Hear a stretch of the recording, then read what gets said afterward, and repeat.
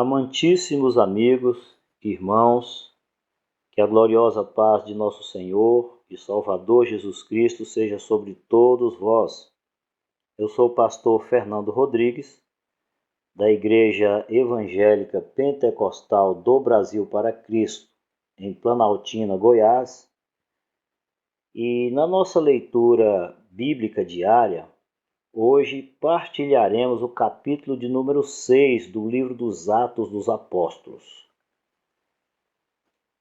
O capítulo de número 6 registra a primeira dificuldade da igreja e a sua solução, e também o ministério do diácono Estevão.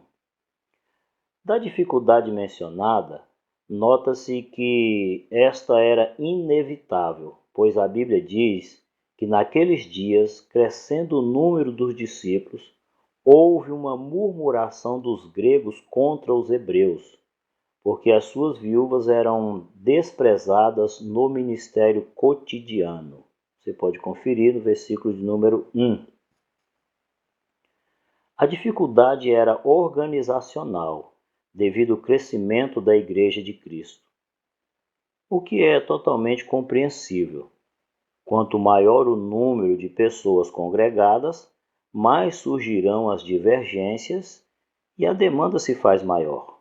Isso é lógico. Os apóstolos tinham que agir rápido, até porque o risco de uma divisão no seio da igreja era iminente, já que na igreja de Jerusalém haviam dois grupos: os judeus, cristãos educados na Palestina, mais conhecidos como os hebreus, e aqueles que tinham recebido uma educação grega, ou que viviam em países onde se falava o grego, mas precisamente os gregos mesmo, né? Esta dificuldade foi resolvida no espírito de amor e cooperação. A solução foi encontrada com a instituição de uma nova ordem no ministério da igreja, a diaconia. Os 12 apóstolos, convocando a multidão dos discípulos, disseram: não é razoável que deixemos a palavra de Deus e sirvamos às mesas.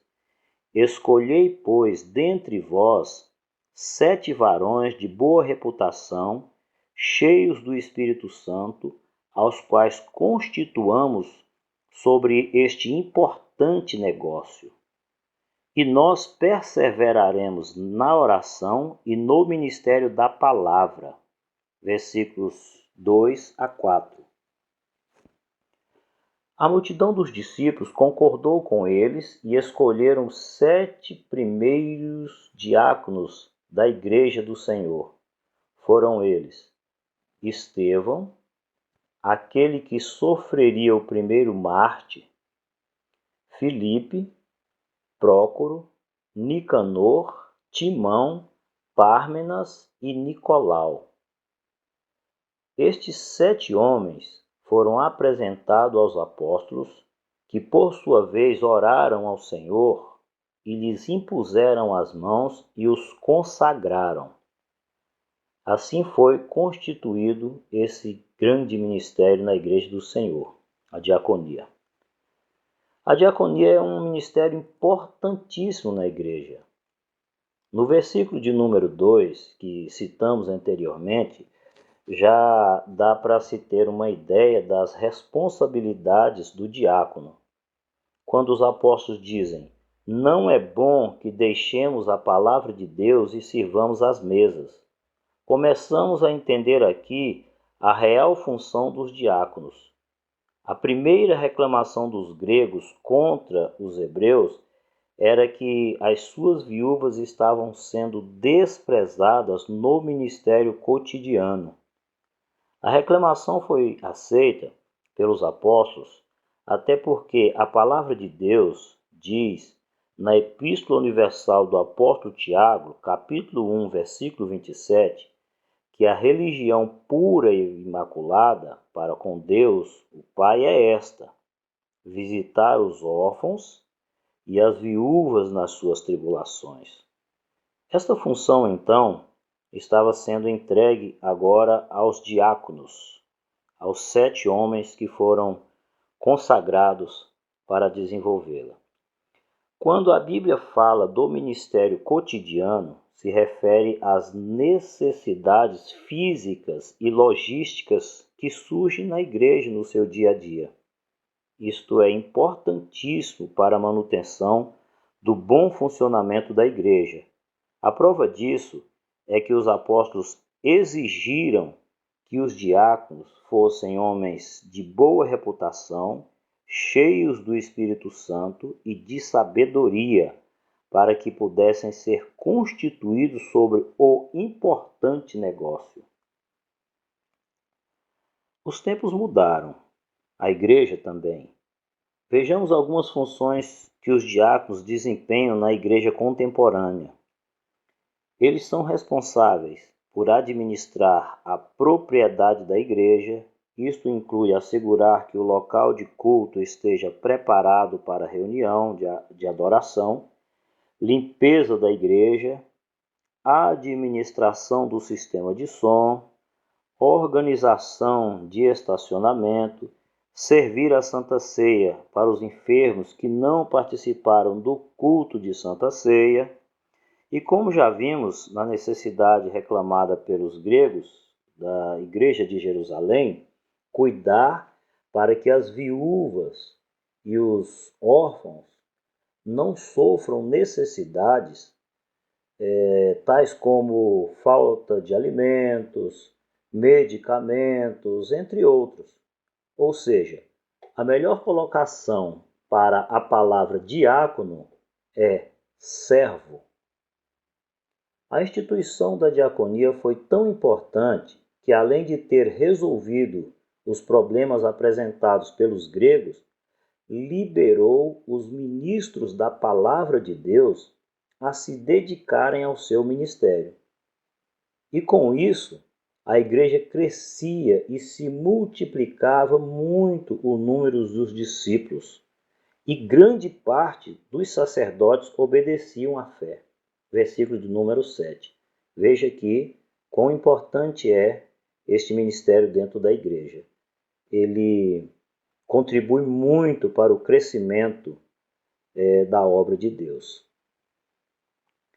Mas, amigos, lembram da frase, quando Deus opera, o diabo se levanta contra? Já usamos, numa leitura anterior? Pois é, no versículo 8 do capítulo em questão, diz que Estevão, homem cheio de fé e de poder, fazia prodígios e grandes sinais entre o povo. O destaque do diácono no tocante à gloriosa obra de Deus resultou em uma grande conspiração contra a sua vida. Levantaram alguns que eram da sinagoga chamada dos Libertos, e dos Sirineus e dos Alexandrinos, e dos que eram da Cilícia e da Ásia, e disputavam com Estevão e não podiam resistir à sabedoria e ao espírito com que ele falava. Você pode ver isso nos versículos 9 e 10. Sugere-se que os pertencentes da sinagoga dos libertos eram judeus que haviam sido levados cativos pelos romanos e que mais tarde foram emancipados. Outra ideia é que essas pessoas eram escravos libertos que se tornaram prosélitos do judaísmo. Eles, então, subornaram uns homens para que dissessem ter ouvido Estevão proferir palavras blasfemas contra Moisés e contra Deus, o que para o judaísmo era inadmissível, já que a base da sua fé em Deus está na Torá, que também é conhecida por Pentateuco, que são os primeiros 5 livros do Velho Testamento, os quais são Gênesis, Êxodo, Levítico, Números e Deuteronômio. Os judeus baseiam sua fé nessas escrituras, somente nessas escrituras, principalmente os judeus da época. Voltando à conspiração, os membros da igreja ou da sinagoga dos libertos fizeram uma grande conspiração então contra o homem de Deus, o diácono Estevão. Eles então incitaram o povo, os anciãos, os escribas, e lançaram mão de Estevão e o levaram ao conselho. Bom, aí vocês já podem imaginar a lisura do julgamento, né? Falsas testemunhas, um conselho que odiava o cristianismo e um cristão que só a morte o silenciaria. As falsas testemunhas, provavelmente já com o dinheiro do suborno no bolso, tinham que ser perfeitas no ofício da dramaturgia, e assim o fizeram. Aqui se cumpriu o provérbio que diz: a testemunha falsa se desboca em mentiras. Isso está em Provérbios, capítulo 14, versículo 5, a parte B. Estando aqueles homens agarrados às suas mãos no inocente servo do Senhor, disseram ao conselho: este homem não cessa de proferir palavras blasfemas contra este santo lugar e a lei. Eles não aceitavam a ideia de que a lei de Moisés havia sido cumprida por Jesus Cristo e que Cristo era o legislador da nova lei chamada graça. No Evangelho de João, capítulo 1, versículo 17, diz que a lei foi dada por Moisés, a graça e a verdade vieram por Jesus Cristo.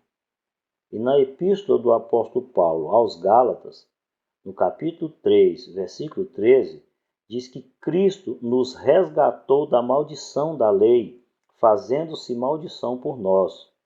E no versículo 24, a lei nos serviu de aio para nos conduzir a Cristo, para que pela fé fôssemos justificados.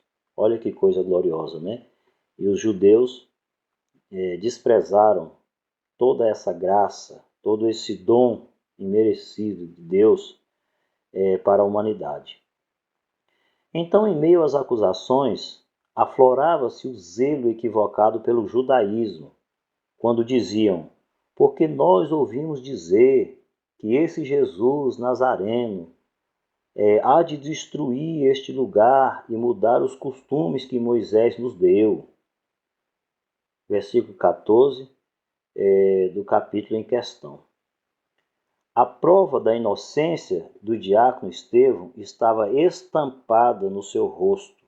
No versículo 15, Lucas relata que todos os que estavam assentados no conselho, fixando os olhos em Estevão, viram o seu rosto como o rosto de um anjo.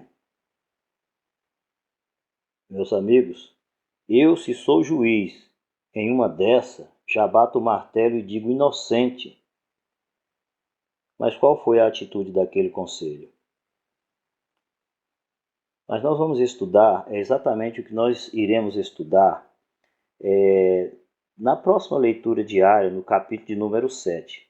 Nós vamos observar qual foi realmente a decisão daquele júri, mesmo olhando para o servo de Deus e vendo a glória de Deus no rosto dele, vendo como o rosto de um anjo, eles tomaram uma decisão que surpreende. Tamanha é a cegueira espiritual daqueles religiosos. Amigos, que o Senhor vos abençoe. Se Deus quiser, na próxima leitura bíblica diária, nós estaremos dando continuidade, lendo assim o capítulo de número 7. Um grande abraço a todos, fiquem todos na gloriosa paz de nosso Senhor e Salvador Jesus Cristo.